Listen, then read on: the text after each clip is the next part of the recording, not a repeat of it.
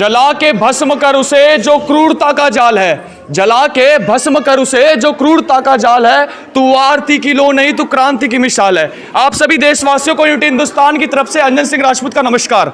जैसे कि साथियों आपको पता है कि हम हर एक क्षेत्र के क्षेत्रीय मुद्दे को उठाते हैं, चाहे वो शिक्षा का हो, स्वास्थ्य का हो, पेयजल का हो या रोजगार का हो, हर एक मुद्दे को हम पकड़ते हैं। और हमने जो वीडियो बनाई थी उसमें भी आपने आशीर्वाद दिया, जो आंगनवाड़ी में जो महिला प्रोटेस्ट कर रही थी उसके समक्ष भी आपने हमारा साथ दिया था और कई सारे मुद्दों पर हमने आवाज उठाई, इसमें आपका सहयोग रहा। तो साथ ही में आज हम यहाँ पे आ गए हैं, किसी एक एनजीओ में नवसृष्टि में हम यहाँ पे आए हैं और यहाँ के कुछ लोगों से बातचीत करते हैं। सबसे पहले आपको बता दें कि आज महिला दिवस भी है और आप सभी को महिला दिवस की बहुत बहुत शुभकामनाएं, क्योंकि आपको पता है कि इतिहास गवाह रहा है कि हमारे देश में महिलाओं ने एक अपना इतिहास अलग से रच दिया है। जैसे कि वो चाहे वो झांसी की रानी हो, चाहे वो गुंजन सक्सेना हो, चाहे बड़े बड़े उपलब्धि को हासिल करने वाली हमारे देश की प्रधानमंत्री इंदिरा गांधी जी क्यों ना हो, सब ने अपने देश के लिए अपना योगदान भी दिया है।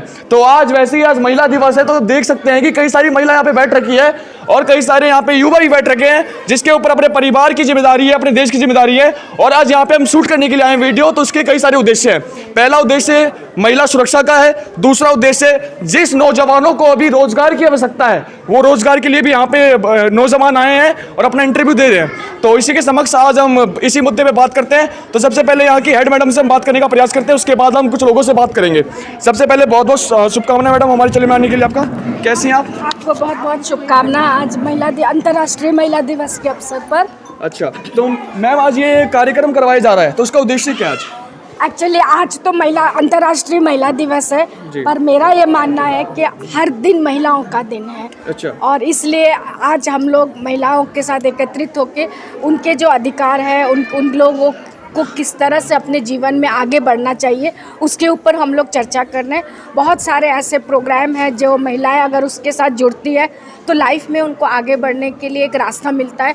आज हम लोगों ने उन प्रोग्राम्स के ऊपर महिलाओं के साथ बात किया और महिलाओं को अगर उन लोग अपना अधिकार चाहती है तो अपने आप से उनको देने नहीं आएगा, उनको खुद लेना पड़ेगा। भारतीय संविधान में क्या होता है कि कई सारे अधिकार हमें प्राप्त किए गए हैं और उस अधिकार और नियम के बारे में महिला इस बात से स्पष्ट नहीं रहती। जैसे कि आप देखते हैं कि चाहे वो कोई सा भी मुद्दा हो, बेटी बचाओ बेटी पढ़ाओ का हो, महिलाओं के साथ उत्पीड़न मतलब बहुत भेदभाव किया जाता है, हर एक फील्ड में देखा जाता है, कहीं ना कहीं महिलाएं सुरक्षित नहीं है। तो ऐसे मुद्दों पर क्या कहना है आपका?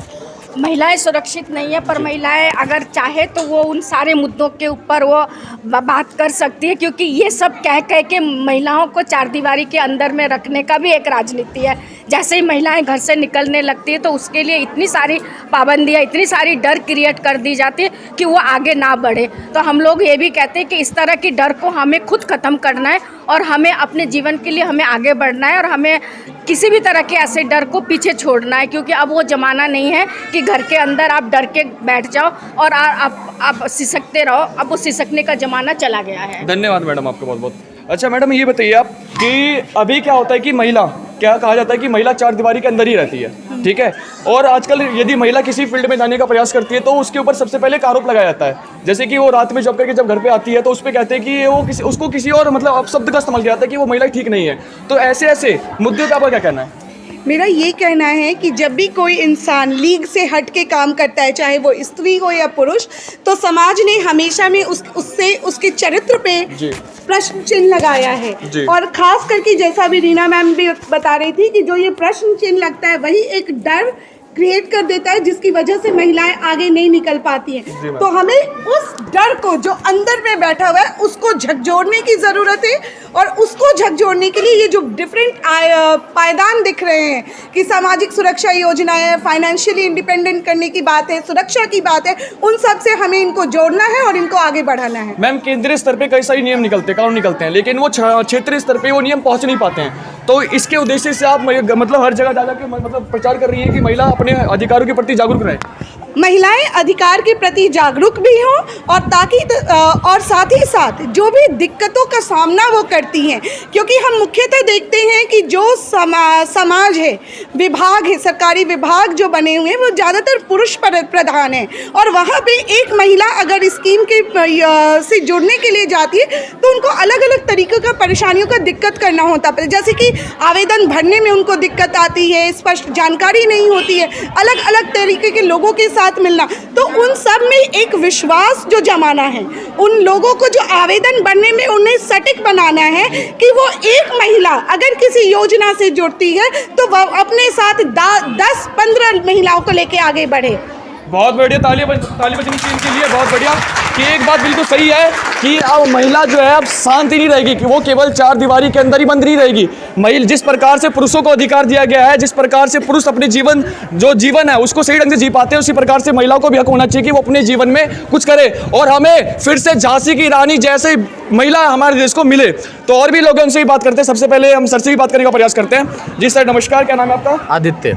सर आज जैसे कि कुछ हमारे देश के नौजवान बच्चे हैं जिनको रोजगार के लिए वो भटकते हैं हर एक रास्ते में, तो आज ये बताया जाता है कि इस एनजीओ के माध्यम से भी बच्चों को रोजगार प्राप्त हो रहा है, तो उस पर क्या कहना है आपका? हम प्रयास कर रहे हैं, जिनको ज़रूरत हो वो हमसे कांटेक्ट करें। प्लस और भी बहुत सारी बातें मैं मीडिया के थ्रू कहना चाहूँगा, जैसे कि आज वुमेन डे है। वुमेन डे पे हम लोगों ने मैं भी एक आदमी हूँ, मैं भी एक मेल हूँ, मेल और फीमेल के बीच का जो गैप है वो हम सबको मिल के ख़त्म करना है, ठीक है ना। हमने अपनी बेटियों को ये नहीं सिखाना भी 8 बजे के बाद घर नहीं निकलना, हमने अपने बेटों को भी सिखाना है भाई 8 बजे के बाद जो औरत या लड़की तेरे को घर से बाहर मिलती है वो तेरी बहन या माँ है। जिस दिन हम अपने लड़कों को सिखा लेंगे ना, उस दिन ये डर खत्म हो जाएगा भाई औरतें बाहर सुरक्षित नहीं हैं। सबसे बड़ा प्रयास हम सबको, खास करके हम मेल्स को करना है। ये मेल्स और फीमेल्स मिलके अगर इस गैप को ख़त्म कर देंगी तो देश की शक्ल ही बदल जाएगी। बाकी रोज़गार के लिए बहुत सारे अवसर हैं। आजकल हर बंदे को आत्मनिर्भर बनना चाहिए और जहाँ से छोटा बड़ा जो भी कारोबार हो वो करने का प्रयास करना चाहिए। अभी तक कितने सारे लोगों को आपने रोजगार दे दिया है? अभी तक तकरीबन हम लोग 3 जगह काम कर रहे हैं। हमारी कंपनी चंडीगढ़, जोधपुर और दिल्ली में काम कर रही है। मोटा मोटी पकड़ के चलो तो मेरे पास 100 से 150 लोगों का स्टाफ है जो हमारे साथ मिलके काम कर रहे हैं और आगे भी इस सेम प्रणाली को आगे बढ़ाते हुए हम प्रयास कर रहे हैं। जो भी अच्छे कैंडिडेट हमें मिलते हैं जिनके अंदर कुछ करने का जज्बा है, उनको अच्छी सैलरी और अच्छी ट्रेनिंग के साथ आगे बढ़ाते हैं। जी धन्यवाद सर आपका बहुत बहुत। और जैसे कि आपने सबको सुना भी कि सर ने कहा कि जहाँ पे रोजगार के जो अवसर हैं, हमारे देश में रोजगार के अवसर बहुत ही कम देखने को मिलते हैं, तो अपनी तरफ से जो हो सके तन मन धन किसी भी स्वरूप में सहायता करने के लिए सक्षम हैं। और इन्हें एक बात बहुत बढ़िया कही है कि जिस प्रकार से लड़कों को घर से बाहर, यदि कोई भी लड़का है यदि वो घर से बाहर कितने टाइम तक भी रहता है तो वही टाइम जैसे कि वो लड़की जाती है तो उसको कहा जाता है कि लड़की नहीं जा नहीं सकती क्योंकि वो लड़की है।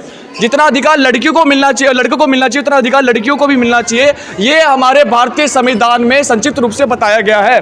हम और लोगों से बात करते हैं। सबसे पहले हम कुछ लोगों से बात करते हैं। कुछ आज महिला दिवस भी है तो उसके उपलक्ष्य में आज हम कुछ महिलाओं से भी बात करते हैं कि वो अपने जीवन में किस प्रकार का संघर्ष कर रही हैं।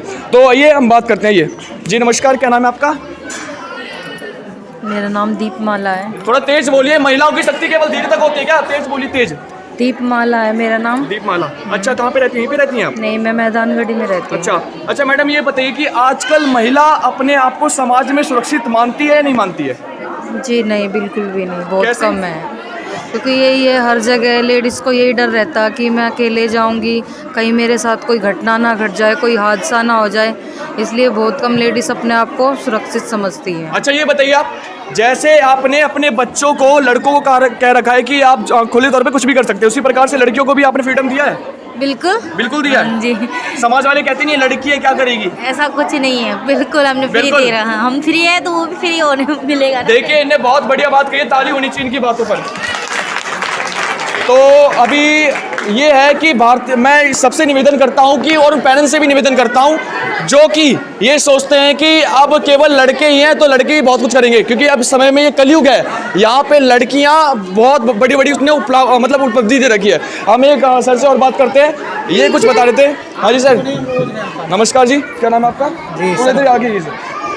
मेरा नाम सर मैंने बैनर पर रखा, इसमें था कि मतलब बच्चों का आजकल क्या है कि बच्चे ज़्यादा गायब हो रहे हैं। देखिए पूरा दिल्ली में बच्चे बहुत गायब होते हैं और सबसे पहले मैं ये बताना चाहता हूँ कि नव सृष्टि में हम लोगों को 14 साल से काम कर रहे हैं और रीना बनर्जी मैम जो है वो महिला और बच्चों के लिए बहुत 1994 से महिला और बच्चों के लिए काम कर रही हैं और हम लोगों को एक थीम दी जाती है कि जो कम्युनिटी के लोग हैं उनको हम अवेयर करें कि बच्चों को खोने से कैसे बचा सकते हैं।